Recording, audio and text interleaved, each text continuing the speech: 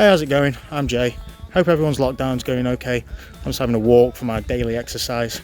I've got a single coming out next week called Unicorn Queen. For those of you who've been around for a while, I thought I'd bring you up to speed about what's been going on.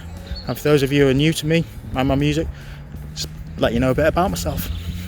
So it was late 2014 when I first plucked up the courage to go to an open mic at the Rigger in Newcastle. Before that, I'd just been messing around in my bedroom with software and little recordings here and there. I played one of them to a guy at work who I knew was a musician, and he suggested that I go to an open mic and have a go at playing them.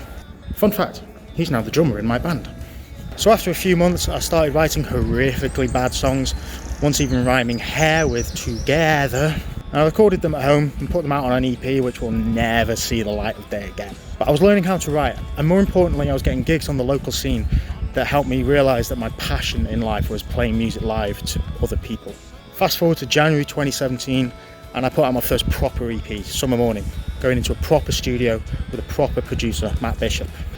The EP tells a story of a rather brief relationship I had the year before, from the happiness of being together to the sadness when it was over, to the middle finger to the other guy, to the knowing that the depression would eventually go, and then moving on and getting over, leaving it all behind.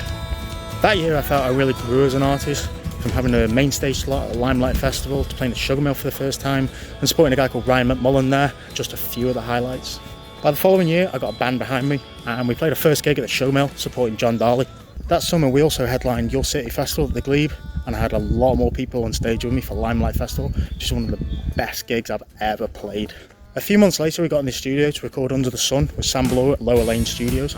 It's a song about having a good time with your friends and making the most of the time that you got with them.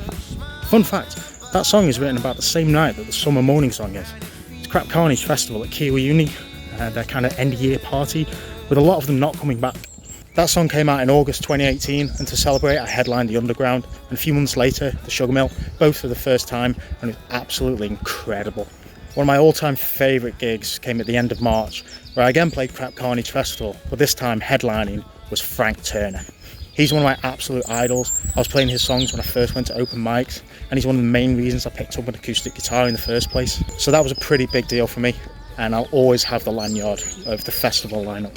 I did a few more gigs after that, but then I wasn't really sure what to do. I didn't have a clear idea of how to manage the business side of music. While those that heard Under the Sun gave great feedback, I'd barely promoted it because I didn't really know how, so there were a lot of people who didn't even know I'd released a single.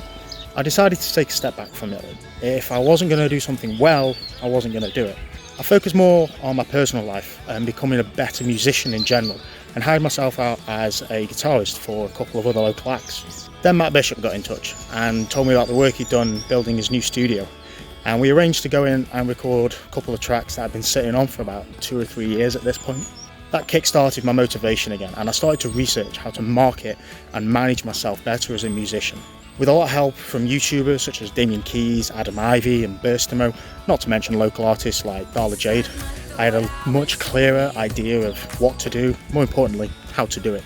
I started writing again, coming out of like a 2 years writer's block where nothing I did was good enough. These were songs I was actually happy with playing to an audience live. The song I've got coming out next week is called Unicorn Queen, and it's one of the two I did with Matt Bishop. It tells the story of a brief relationship with this girl who used to call herself the Queen of the Unicorns. I hope you listen to it. More importantly, I hope you like it. Take care of yourselves.